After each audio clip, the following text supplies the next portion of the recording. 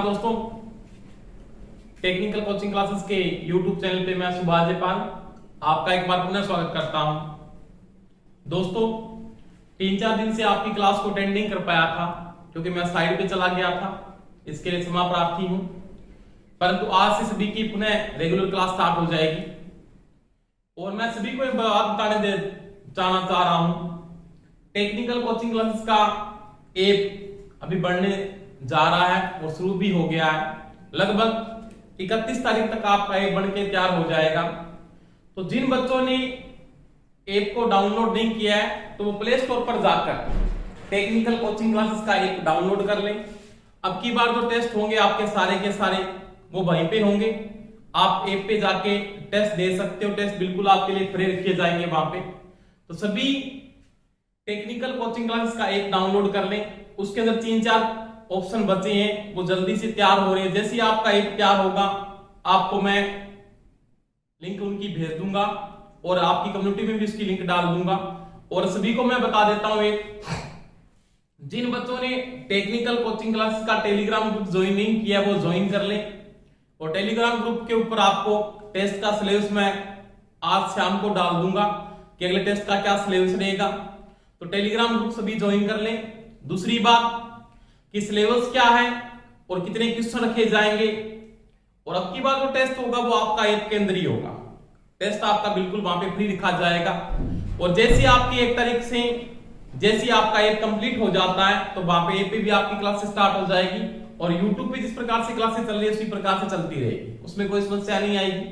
तो आज दोस्तों जो अपने टॉपिक स्टार्ट करने जा रहे हैं उसमें पढ़ेंगे अपने नया टॉपिक स्टार्ट करने जा रहे हैं। डीसी मोटर का जो टॉपिक था वो कंप्लीट हो गया है और मैंने सारे के सारे टॉपिक अब की बार आपको डीपली पूरे कंप्लीट करवाए, उनमें कोई समस्या नहीं आएगी। अब जो टॉपिक स्टार्ट करने जा रहे हैं उसमें पढ़ेंगे प्रत्यावर्तक।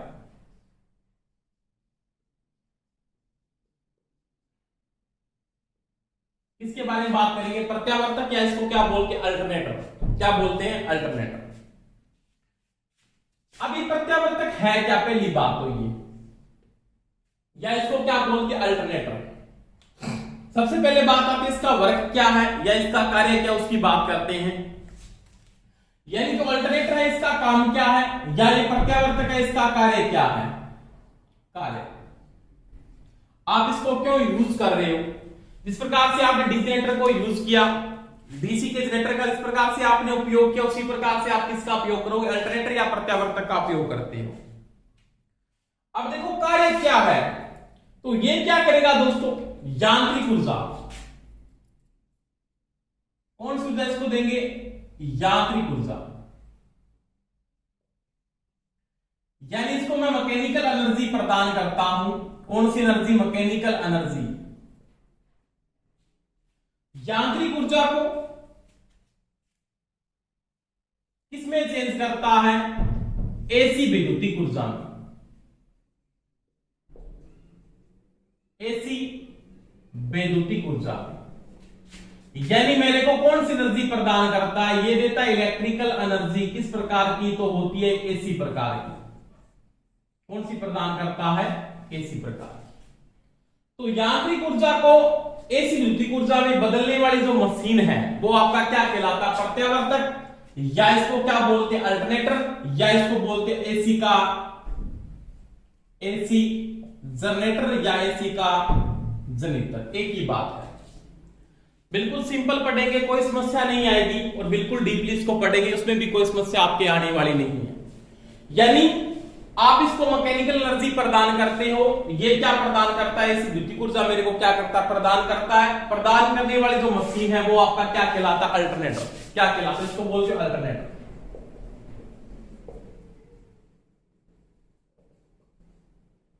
अल्टरनेटर या इसको क्या कहते हो, प्रत्यावर्तक कहते हो। एक ही बात है, कोई समस्या नहीं आएगी। यानी डीसी के जनरेटर ने क्या काम किया था, उसको आपने यांत्रिक ऊर्जा दी थी, उसने किसमें चेंज किया था, डीसी वैद्युतिक ऊर्जा में। प्रत्यावर्तक क्या करा, नाम से पता लगा प्रत्यावर्तक, यानी जो धारा पैदा होगी वो किस प्रकार की होगी, वो प्रत्यावर्ती प्रकार की होगी। किस प्रकार की होगी, प्रत्यावर्ती। यानी सिंपल मैं अगर बात करता हूं तो प्रत्यावर्तक का जो नाम बना है ना वो किससे बना है, वो बना प्रत्यावर्ती धारा। जिसको आप क्या बोलते हैं, इसमें बोलते हैं एसी, एसी को बोलते हैं अल्टरनेटिंग करंट। यानी मैंने आपको पहले भी समझाया, स्टार्टिंग में जो वीडियो आपने स्टार्ट की थी, सामान्य इलेक्ट्रिसिटी जब आपने पढ़ी थी, तो वहां पे मैंने एक बात की थी कि जो ये ऊर्जा है ना, ये जो ऊर्जा, ये कभी पैदा नहीं होती। क्या नहीं होती? पैदा नहीं होती। ऊर्जा को आप पैदा नहीं कर सकते। ऊर्जा के बार बार क्या चेंज कर सकते हो आप? रूप चेंज कर सकते हो। जैसे सिंपल बात थी, यहाँ पे कौन सी ऊर्जा है? यांत्रिक ऊर्जा, मैकेनिकल एनर्जी है। जैसे टरबाइन के द्वारा आपने इसको घुमा दिया, समझ में आ गया? आपने डीजल इंजन से इसको घुमा दिया, आपने हाथ से घुमा दिया, तो आपने इसको एनर्जी दी है। कौन सी ऊर्जा दी? यांत्रिक ऊर्जा दी है। इसने किसमें चेंज कर दिया? एसी विद्युत ऊर्जा में। समझ में आई दोस्तों मेरी बात? तो यांत्रिक ऊर्जा को ये किसमें चेंज कर रहा है? एसी में चेंज कर रहा है। जिस प्रकार डिसजनरेटर ने क्या किया? डिसजनरेटर ने क्या किया था? यांत्रिक ऊर्जा को किसमें चेंज किया था? डीसी वैद्युतिक ऊर्जा में। समझ में आ गई मेरी बात? तो वो क्या था? डीसी का जनरेटर था, और एसी का जनरेटर क्या करेगा? एसी में कन्वर्ट कर देगा। जिस प्रकार से एक बार प्रश्न ये भी आया था, कोयला,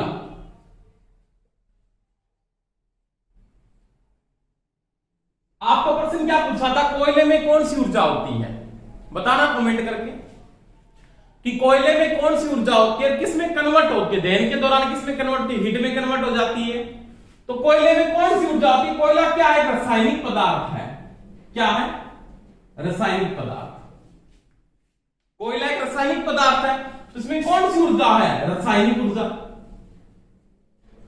है। और किसमें कन्वर्ट कर रहा है? जब दहन होता है जिसमें कन्वर्ट हो जाती है उसमें ऊर्जा, या ताप ऊर्जा, एक ही बात है। वही बात है, यहां पे भी ऊर्जा क्या हो रहा है? रूप चेंज हो रहा है। तो वही बात है, नॉर्मल सी मैं बात करूं, ऊर्जा कभी पैदा नहीं होती, ऊर्जा के बार बार क्या होते हैं? रूप चेंज होते हैं। और अल्टरनेटर क्या कर रहा है, या प्रत्यावर्तक यहाँ पे क्या कर रहा है? तो वो यांत्रिक ऊर्जा को एसी विद्युत ऊर्जा में बदलने वाली जो मशीन है वो क्या कहलाती है? आपका अल्टरनेटर, या उसको क्या बोलते हैं? प्रत्यावर्तक कहते हैं। अब इसका नाम प्रत्यावर्तक क्यों पड़ा? क्योंकि ये प्रत्यावर्ती धारा पैदा करता है, और किस प्रकार से पैदा करता है उसकी मैं बात करूंगा। आराम से देखेंगे बोर्ड पे, कोई समस्या नहीं आएगी। अब देखो दोस्तों, अब इसके अगर प्रिंसिपल की मैं बात करूं, अगर इसके सिद्धांत की बात करूं, किसकी बात करें? सिद्धांत।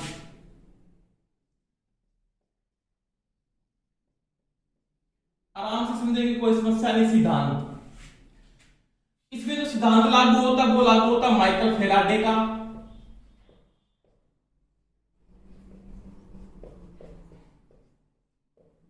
कौन सा? यानी माइकल फैराडे का कौन सा सिद्धांत यहां पे लागू होता है? जैसे आपको पूछ सकता है कौन सा सिद्धांत लागू होता है, तो यहां पे लागू होता है विद्युत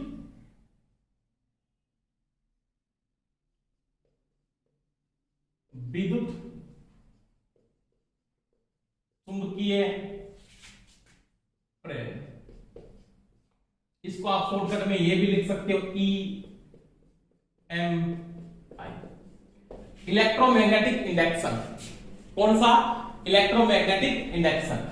यानी यहां पे लागू होता वो कौन सा लागू होता? वो लागू होता विद्युत चुंबकीय प्रेरण का सिद्धांत। या किसमें लागू होता? तो वो लागू होता अल्टरनेटर में। डीसी के जनरेटर में कौन सिद्धांत लागू हुआ था? तो यही लागू हुआ था। कौन सा? माइकल फैराडे का विद्युत चुंबकीय प्रेरण का सिद्धांत लागू होता है, इसको बोलते हैं इलेक्ट्रोमैग्नेटिक इंडक्शन लागू होता है।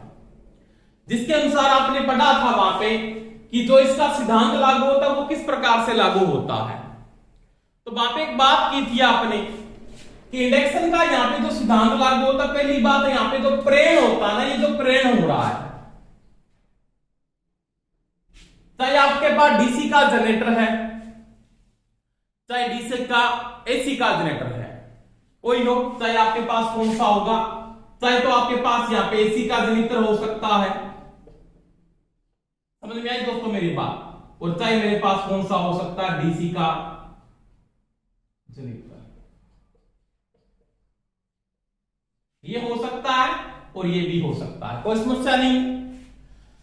अब ये पे इंडक्शन हो रहा है ना, इंडक्शन जो प्रेरण हो रहा है या इंडक्शन हो रहा है वो कौन सा हो रहा है?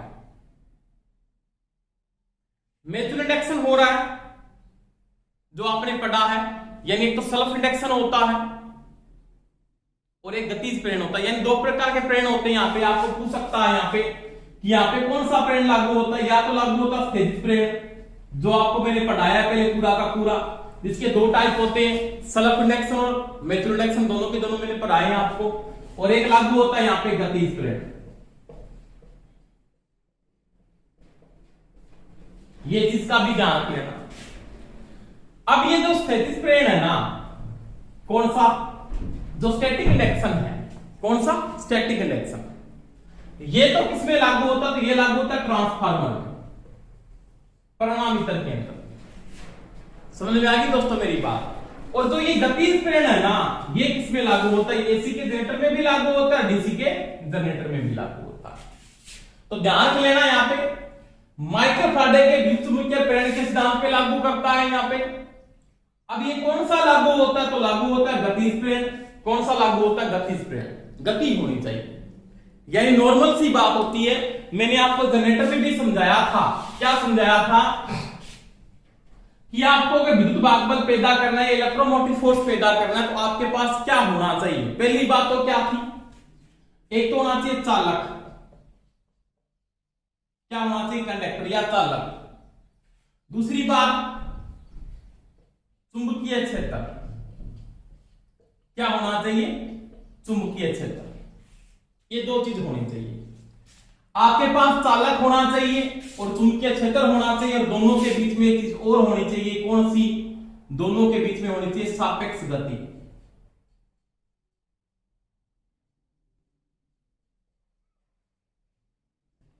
तो किसका नियम लागू होगा, तो आपका इंडक्शन का नियम लागू होता है, प्रेरण का नियम लागू होता है। अब ये जो प्रेरण हो रहा है ना, यहाँ पे जो इंडक्शन हो रहा है, तो ये कौन सा इंडक्शन हो रहा है, यहां पे हो रहा है गतिज प्रेरण। कौन सा हो रहा है, गतिज प्रेरण। क्यों, क्योंकि यहां पे सापेक्ष गति है, दोनों के बीच में सापेक्ष गति हो। जैसे मैं अगर सिंपल बात करता हूं कि मेरे पास एक कुंडली है, यानी एक चालक है, ये चालक है मान लीजिए, एक तो चालक आपके पास ये है, ये मैंने वैसे आपको जनरेटर में पूरा का पूरा समझाया, जाके वीडियो देख सकते जिनको नहीं देखा है। यहां पे मैंने गैल्वेनोमीटर लगा दिया, और एक चालक आपके पास ये है, ये वाला,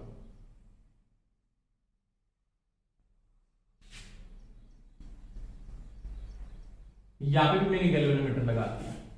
अब देखो यहां पे क्या कर रहा हूं मैं, ये एक चुंबक है यानी मैग्नेट, ये दो एन पोल है, एस पोल है,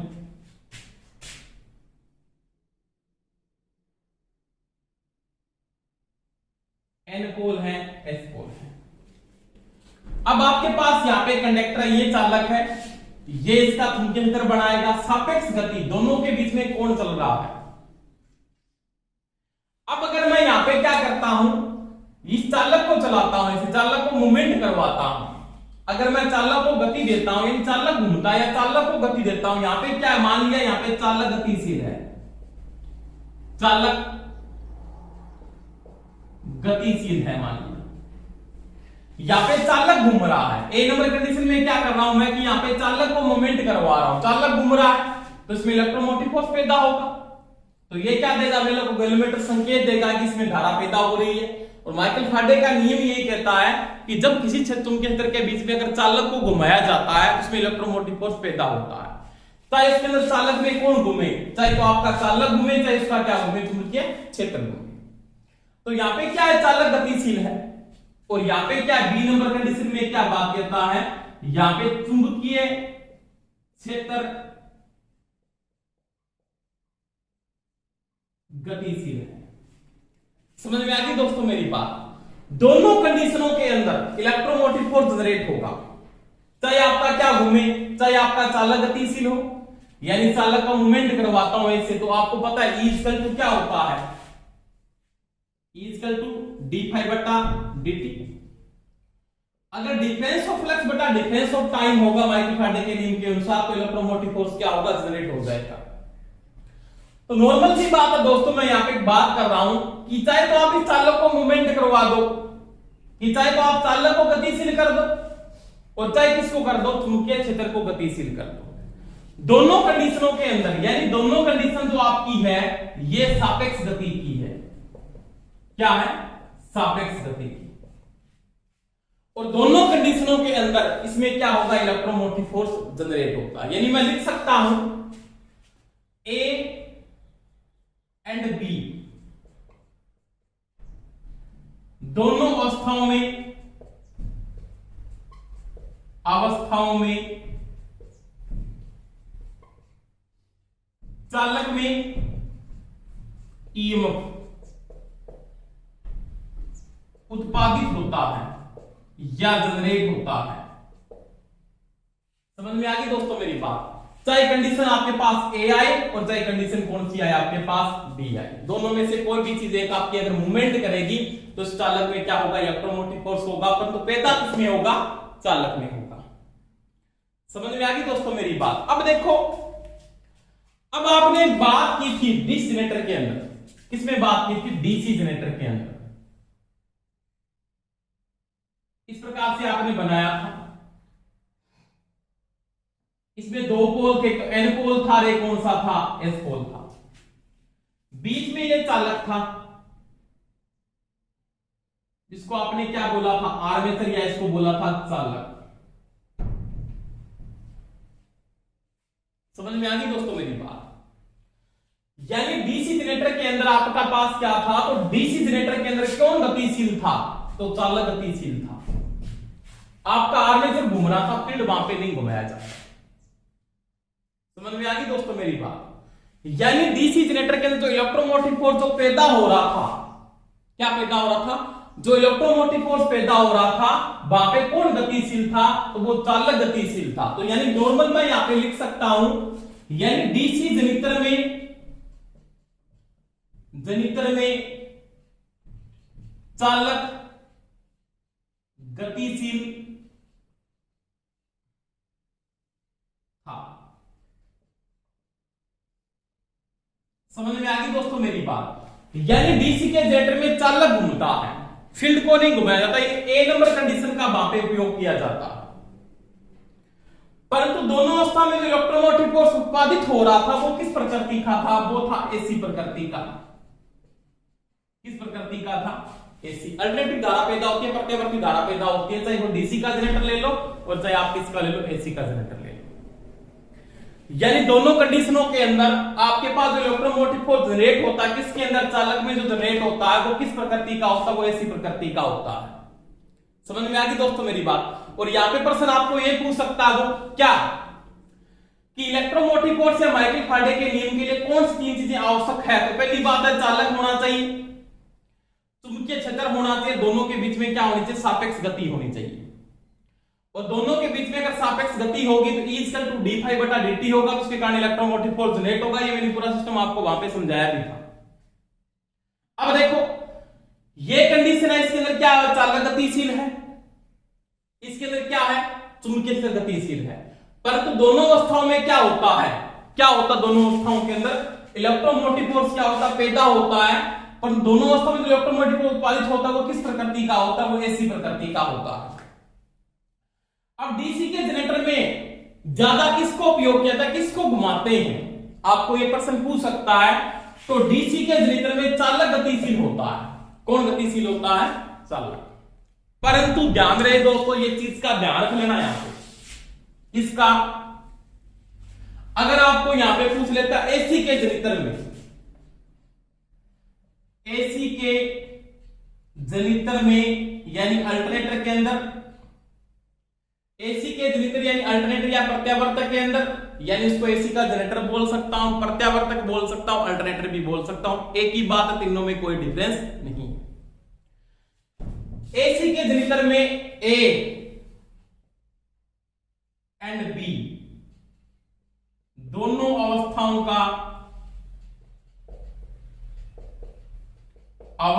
का उपयोग होता है। समझ में आ गई दोस्तों मेरी बात? ये चीज का ध्यान रख लेना। यानी चालक भी घूम सकता है अल्टरनेटर के अंदर, और क्या घूम सकता है? चुंबकीय क्षेत्र भी गतिशील हो सकता है। क्योंकि अपने पढ़ेंगे आगे कि घूमता हुआ फील्ड प्रकार का अल्टरनेटर, घूमता हुआ रोटर प्रकार का अल्टरनेटर, दो प्रकार से पढ़ते हैं अपने।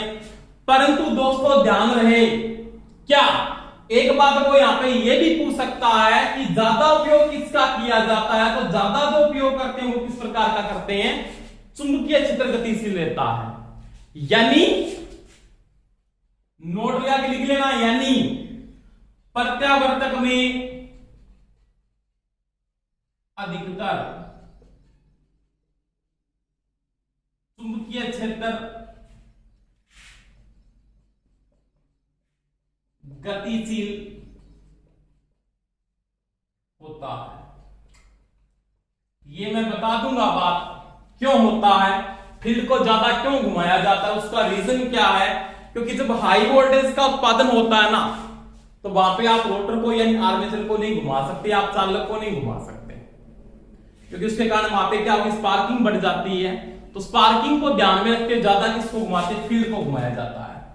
तो ये प्रश्न आपको पूछ सकता है कैसे कि एक प्रत्यावर्तक में जो चालक में इलेक्ट्रोमोटिव फोर्स पैदा होता है, जिसके कारण अपने को क्या करनी पड़ती है, सापेक्ष गति देनी पड़ती है। उस समय उच्च वोल्टेज उत्पादन करने के लिए, हाई वोल्टेज पैदा करने के लिए या अधिकतर वोल्टेज जनित करने के लिए आप अधिकतर किसको घुमाते हो, तो आप चुंबकीय क्षेत्र को अधिकतर घुमाते हो। दोनों से पैदा होती है, परंतु अधिकतर किसका उपयोग किया जाता है, चुंबकीय क्षेत्र गतिशील वहां पे ज्यादा रहता है। समझ में आ गई दोस्तों मेरी बात।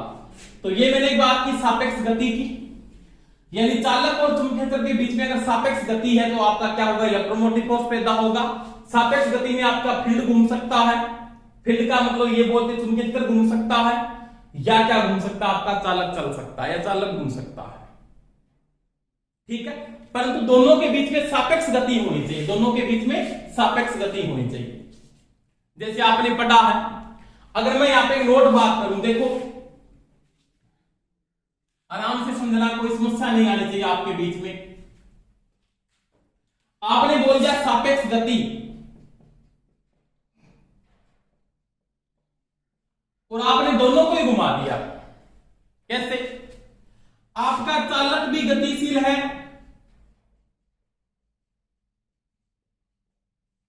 समझ में आ गई दोस्तों मेरी बात, और चुंबकीय क्षेत्र भी गतिशील है।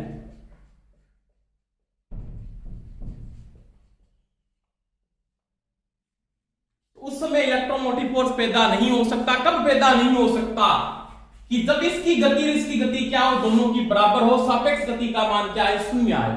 यानी मान लिया ये भी 1000 आरपीएम पे घूम रहा है और ये भी 1000 आरपीएम पे घूम रहा है, तो दोनों के बीच में सापेक्ष गति कितनी होगी, 0 होगी। उस समय कोई भी इलेक्ट्रोमोटिव फोर्स पैदा नहीं होता। जैसे आपने पढ़ा होगा सिंक्रोनस मोटर। सिंक्रोनस मोटर में क्या होता है, रोटर घूमता है, परंतु रोटर में आपको कोई ये पूछ लेता है ना, वहां पे प्रश्न पूछ सकता है, बहुत इंपॉर्टेंट प्रश्न बनता है कि सिंक्रोनस मोटर में चुंबकीय क्षेत्र और चालक के बीच में सापेक्ष गति कितनी होती है। किसमें, सिंक्रोनस मोटर में। आगे पढ़ेंगे जब अल्टरनेटर पढ़ने के बाद। सिंक्रोनस मोटर क्या गति के कारण वहां पे इलेक्ट्रोमोटिव फोर्स पैदा होता, नहीं होता। क्यों, क्योंकि दोनों के बीच में, सिंक्रोनस मोटर में सापेक्ष गति होती है ना, दोनों के बीच में वो होती है 0, यानी कितनी होती है, 0। नोट लगा के दिमाग में सेट कर लेना, बहुत अच्छा प्रश्न है, कोई समस्या भी नहीं आनी चाहिए आपके। सिंक्रोनस मोटर के अंदर सापेक्ष गति का मान 0 होता है। क्यों, क्योंकि वहां पे जिस गति पे चालक घूमता है उसी गति पे क्या घूमती है, उसकी फील्ड घूमती है। यानी चुंबकीय क्षेत्र की गति और चालक की गति क्या होती है, वहां पे दोस्तों एक ही होती है। तब वहां पे इलेक्ट्रोमोटिव फोर्स गति से पैदा नहीं हो रहा, क्योंकि वहां पे दोनों को सप्लाई दी जाती है।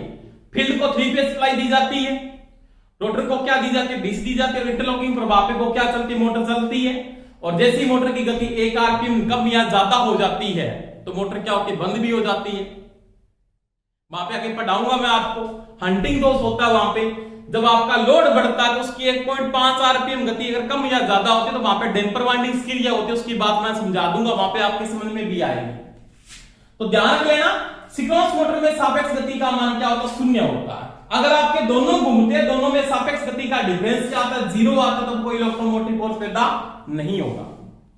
परंतु आपको यह बोल दे कि आपके पास क्या है, प्रेरण मोटर है या इंडक्शन मोटर है। क्या है? Induction motor. क्या इंडक्शन मोटर में सापेक्ष गति होती है? बिल्कुल होती है जी। और क्या इलेक्ट्रोमोटिव फोर्स जनरेट होता है? बिल्कुल होता है जी, क्योंकि इंडक्शन मोटर में सापेक्ष गति पाई जाती है, सापेक्ष गति होती है।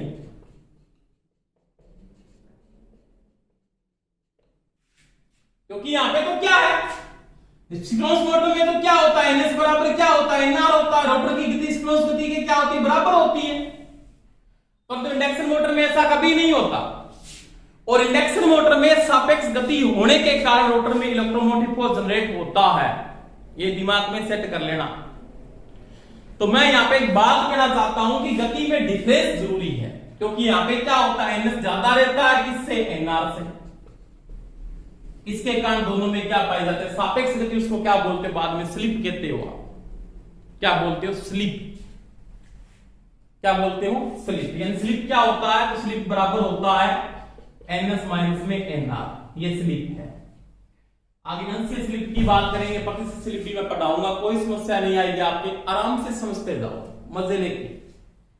बिल्कुल कॉन्सेप्ट को खोलते जाए, कोई दिक्कत नहीं आएगी आपके। तो ध्यान रख लेना, यहां पे सापेक्ष गति होती है, क्यों, क्योंकि स्लिप पाई जाती है। यहां पे स्लिप का मान क्या होता है, ध्यान रख लेना, यहां पे स्लिप का मान होता है 0।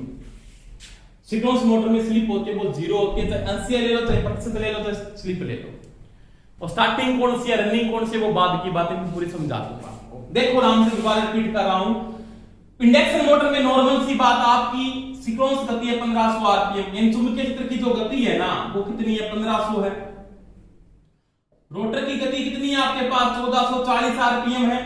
तो दोनों के बीच में सापेक्ष गति का मान कितना है, 60 आरपीएम है। तो difference of electromotive force rotor में पैदा होगा, ये गारंटी है मेरी। समझ में आ गई दोस्तों। मतलब सिंक्रोनस मोटर में इलेक्ट्रोमोटिव फोर्स जनरेट नहीं होता। तो वही बात है, दोनों के बीच में सापेक्ष गति यानी गति का डिफरेंस होना चाहिए। चाहे आपके दोनों ही घूम जाए, चाहे आपके दोनों भी घूम जाए, घूम सकते हैं दोनों। जैसे इंडक्शन मोटर में घूमता है, सिंक्रोनस मोटर में घूमता है, पर सिंक्रोनस मोटर में सापेक्ष गति 0 होती है, क्योंकि दोनों की गति क्या बराबर है। तो वहां पे कोई इलेक्ट्रोमोटिव फोर्स जनरेट नहीं होता। पर इंडक्शन मोटर में सापेक्ष गति पाई जाती है, क्योंकि एनएस का मान ज्यादा होता है एनआर से, और सापेक्ष गति पाई जाती है। यहां पे इंडक्शन होता है, यानी प्रेरण के कारण इलेक्ट्रोमोटिव फोर्स प्रेरित होता है। ये चीज दिमाग में सेट कर लेना। समझ में आ गई मेरी बात। परंतु एक चीज का ध्यान रखना चाहिए कि दोनों में कौन घूमेगा। तो अल्टरनेटर की अगर मैं बात करूं, अल्टरनेटर की मैं अगर बात करूं या डीसी के जनरेटर की बात करूं, तो दोनों में से एक चीज घूमती है। ये मोटरों की बात आगे मैं बताऊंगा, कोई समस्या नहीं। एक बार कंफ्यूज बताना, नॉर्मल बताया है। सापेक्ष गति को समझाया। सापेक्ष गति का मतलब ये जरूरी नहीं है, सापेक्ष गति का मतलब ये जरूरी नहीं है क्या, कि जुर्नी की फील्ड घूमे, जुर्नी की चालक घूमे। दोनों ही घूम सकते हैं, पर तो दोनों के बीच में गति का डिफरेंस होना चाहिए, तो इलेक्ट्रोमोटिव फोर्स प्रेरित होगा। क्योंकि माइकल फैराडे ये बोलता है E समानुपाती डी फाई बटा dt होना चाहिए। डिफरेंस ऑफ फ्लक्स बटा डिफरेंस ऑफ टाइम होगा, तो इलेक्ट्रोमोटिव फोर्स प्रेरित होगा। ये गारंटी है उसकी। ये उसने लिख के दे दिया, स्टाम्प पे दे दिया कि पैदा होगा। परंतु सापेक्ष गति अगर 0 है तो कोई इलेक्ट्रोमोटिव फोर्स पैदा नहीं। अब मैंने बात की थी अल्टरनेटर में आपका चालक गतिशील हो सकता है, चुंबकीय क्षेत्र भी गतिशील हो सकता है। दोनों में से कोई गतिशील हो सकता है, एक होगा यहां पे। परंतु अल्टरनेटर में ज्यादा कौन गतिशील होता है, तो वो चुंबकीय क्षेत्र होता है। किस कारण से, कि जहां पे हाई वोल्टेज पैदा हो रही है, एक प्रत्यावर्तन अधिकतम कितनी वोल्टेज को पैदा करता है, 33 केवी अधिकतम उत्पादित होती है। ठीक है, इसकी मैं बात बताता हूं आगे। देखो आराम से, कोई समस्या नहीं आएगी आपको।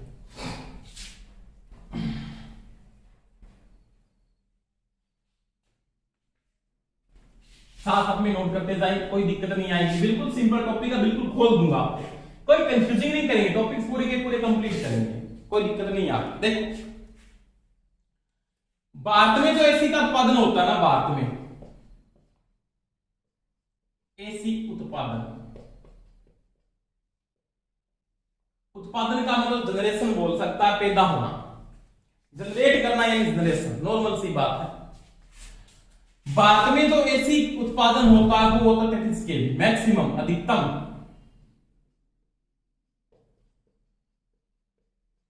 अधिकतम 33 केवी उत्पादित होती है, जिसकी फ्रीक्वेंसी का मान है 50 हर्ट्ज। कितना है? 50 हर्ट्ज। पहले भी बताया, दोबारा वो रिपीट कर रहा हूं। और क्या है 33 के लिए 50 हर्ट्ज के साथ फ्रीक्वेंसी का मान कम ज्यादा हो सकता है, 3% चेंजिंग आ सकती है फ्रीक्वेंसी के अंदर, और हर्ट्ज में हो सकता है प्लस माइनस 1.5 हर्ट्ज, 1.5 हर्ट्ज। कोई दिक्कत नहीं आनी चाहिए, दोनों की बातें हैं। अभी तो फ्रीक्वेंसी का मान मैक्सिमम 50 हर्ट्ज है, प्लस माइनस 3% हर्ट्ज में पूछे तो आपके पास 1.5 हर्ट्ज है। अब देखो मैंने बात की यहां पे कि मैं क्या कर सकता हूं, जो अधिकतर वोल्टेज जो पैदा होती है अल्टरनेटर में कौन घूमता है? फील्ड। जैसे आपको 33,000 वोल्टेज पैदा करनी है, अब मैं कहता हूं रोटर घूमता, रोटर से मेरे को एसी निकालनी है, तो मेरे को पता स्लिप रिंग होती है ना, यहाँ पे जो नॉर्मल सी बात है, आपने एसी यानी आर्मेचर में जो एसी पैदा हो रही है ना, क्या पैदा हो रही है? एसी। उसको एसी के रूप में बाहर निकालने के लिए किसका उपयोग करते हैं? सर्पी बल्ले। क्या बोलते हैं? सर्पी बल्ले, या इसको लिखते हैं स्लिप रिंग। ये क्या करेगा? एसी को धारा की दिशा चेंज नहीं करता, एसी के रूप में बाहर निकालता है,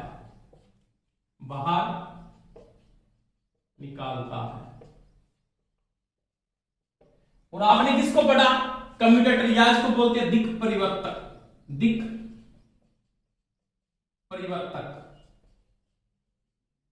जिसको कम्यूटेटर कहते हो, या बोलते हो स्लिप रिंग। क्या बोलते हो? स्लिप रिंग अलग है, स्लिप रिंग अलग है, ध्यान रख लेना। ये स्लिप रिंग, या इसको बोलते विभक्त बल्ले अलग। विभक्त बल्ले इसको कहते हैं ना, बहुत सी विभक्त बल्ले को जोड़ के आप कम्यूटेटर का निर्माण करते, मैंने बताया आपको। स्लिप रिंग दिक् परिवर्तक, परिवर्तन नहीं, उसको कम्यूटेशन कहते हैं, दिक् परिवर्तक या कम्यूटेटर एक ही बात है। ये क्या करता है? एसी को डीसी में बदलता है। किसमें? तो डीसी जनरेटर में। ये मैंने पूरा समझाया। तो यही बात है, सर्पी बल्ले का उपयोग करके मैं एसी को एसी के रूप में क्या निकालता हूं? बाहर निकाल लेता हूं। समझ में आ गई दोस्तों मेरी बात? वही बात है कि स्लिप रिंग के द्वारा मैं अगर आपको रोटर घुमाकर, और रोटर से मैं ये बोलता हूं कि 33,000 वोल्टेज को मैं स्लिप रिंग के द्वारा बाहर निकाल दूं, बहुत ज्यादा स्पार्किंग होगी, आपकी स्लिप रिंग को भी पिघल सकती है वहां पे।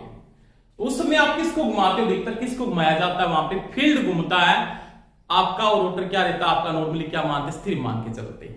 तो वो बातें करेंगे कि फील्ड घूमेगा या क्या घूमेगा आपका? रोटर घूमता है, वो बातें करेंगे, यानी चालक घूमता है या क्या घूमता है? फील्ड घूमता है। अधिकतर अल्टरनेटर में कौन घूमता है? फील्ड घूमता है। ये चीज का ध्यान रखना, वैसे घूम दोनों सकते हैं। अब देखो, अब यहां पे जो इलेक्ट्रोमोटिव फोर्स पैदा हो रहा है, किसके नियम से पैदा हो रहा है? माइकल फैराडे के नियम से। किसके नियम से? माइकल फैराडे के नियम से। कौन से नियम से? ईएमआई का मतलब इलेक्ट्रोमैग्नेटिक इंडक्शन से जो पैदा हो रहा है, वो किसका नियम? माइकल फैराडे का नियम। और माइकल फैराडे के नियम के अनुसार यहां पे जो नियम लागू होता है वो ये लागू होता है, E equal to BLB sine theta. E equal to BLB sine theta. ये इसका कौन सा नियम है? ये इसका फर्स्ट नियम है, ये यहां पे लागू होता है गतिज प्रेरण के लिए। अब देखो B क्या है? यहां पे B है फ्लक्स डेंसिटी, फ्लक्स घनत्व, फ्लक्स घनत्व किस में आएगा? टेस्ला या वेबर प्रति मीटर स्क्वायर। समझ में आ गई मेरी बात? L चालक की लंबाई, लेंथ ऑफ कंडक्टर किसमें आएगी? मीटर में।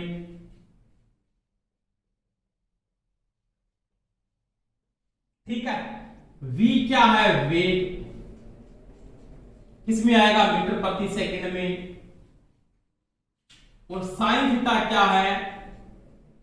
चालक व चुंबकीय बल रेखाओं का कटाक्ष कोण थीटा डिग्री। ये यहां पे इसका क्या होता है? नियम लागू होता है किसका? माइकल फैराडे का। अब देखो, अब माइकल फैराडे का नियम लागू होता है, वहां पे धारा कौन सी पैदा होती है? आप बोलते हो एसी पैदा होती है। क्यों होती है भाई एसी? डीसी क्यों नहीं पैदा होती? बताओ, डीसी क्यों नहीं पैदा होती? देखो आराम से, कोई समस्या नहीं होगी आपके पास दो पोल, ये चुंबकीय क्षेत्र है मेरे पास,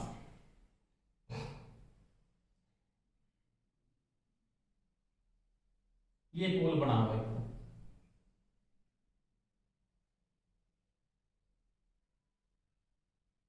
एक ये पोल बना हुआ, दो पोल, एक एन पोल है यहां पे, मान लीजिए इसका ध्रुव ये कौन सा एस है, दो पोल है। इसके बीच में मैंने क्या स्थापित कर दिया? एक चालक को स्थापित कर दिया। किसको? चालक।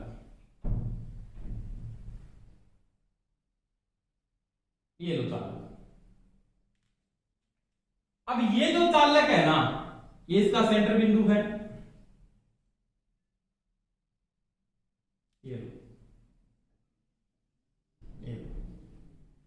बात समझ में आराम से देखना, कोई समस्या नहीं होगी। आपके पास जैसे साइन वेव पैदा होती है, ज्या तरंग पैदा होती है, उसकी मैं बात करता हूं। जैसे यहाँ पे 0 डिग्री है, यहाँ पे मान 30 degree, 60 degree, 90 degree, 120 degree, 150 degree, 180 degree, इस प्रकार से आपका एंगल चेंज होगा। आपका इस चालक का यहाँ पे सेंटर बिंदु है, यहाँ पे एंगल आपका 0 डिग्री है, मान लिया ये आपका 30 डिग्री है, ये मान लिया 60 डिग्री है, और ये 90 डिग्री है। क्या है? 90 डिग्री। अब देखो, इसके बाद यहां पे 120 डिग्री, तो ये देखो सबसे पहले हाई वोल्टेज का मान यहां पे पैदा होगा, मैक्सिमम वोल्टेज पैदा होगी वो यहां पे पैदा होगी। ऐसे थोड़ा सा बड़ा कर लेते हैं, आराम से देखेंगे, पहले छोटे समझ में नहीं आई बातें आपकी, दोबारा बनाओ, देखना आराम से।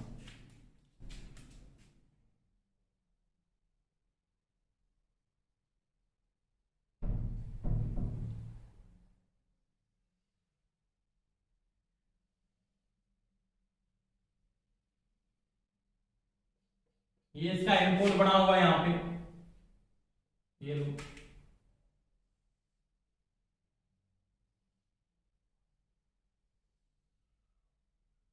ये इसका एस ग्रुप है, ठीक है।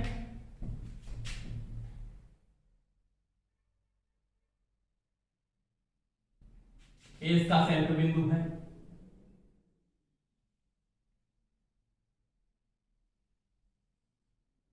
ये। अब देखो, ये जो यहां पे एंगल है ना, यहां पे एंगल, ये वाला एंगल, यहां पे एंगल, ये 0 डिग्री, ये है 30 डिग्री,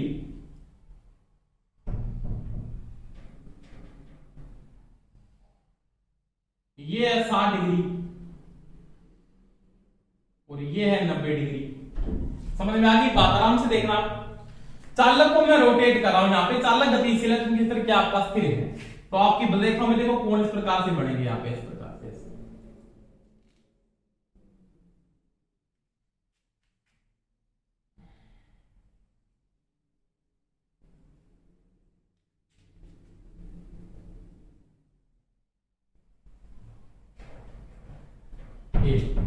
यहां पे इसके ऊपर टाइम चलता है इस समय ओमेगा टी, इसको लिखते हो आप ओमेगा टी, आगे बात करेंगे, इसकी मैंने बात समझाई भी ऐसी के अंदर, आपको आराम से देखना बात।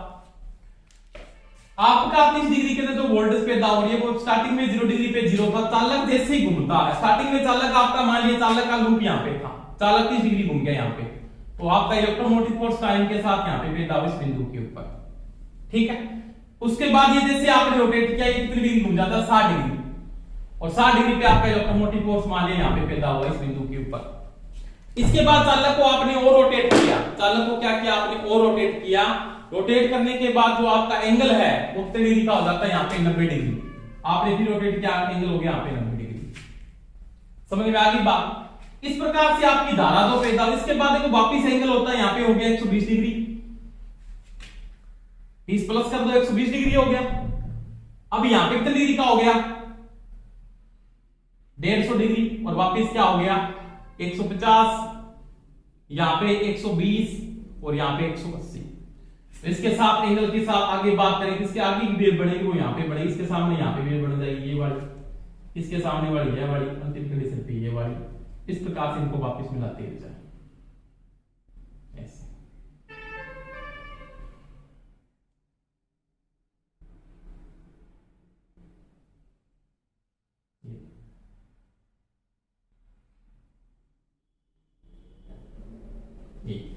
आपका 180 डिग्री घूमने के बाद आपको 180 डिग्री की यहां पे क्या मिलेगी, वेव मिलेगी। इसके नियम के E equal to BLP sine theta से। तो इस प्रकार से साइन का एंगल चेंज हो रहा है, किसका एंगल चेंज हो रहा है, साइन का। जैसे यहां पे डिग्री क्या है, तो यहां पे 30 degree, 60 degree, 90 degree, 120 degree, 150 degree, 180 degree. अब 180 डिग्री के बाद आप एंगल बढ़ाते ही हो, मान लिया 270 डिग्री घूमते हो, 270 डिग्री। तो दोस्तों एक दिमाग में बात सेट कर लेना कि साइन 270 डिग्री का जो मान होता है ना, वो साइन किसके ही बराबर होता है, परंतु किस में आता है, माइनस के अंदर।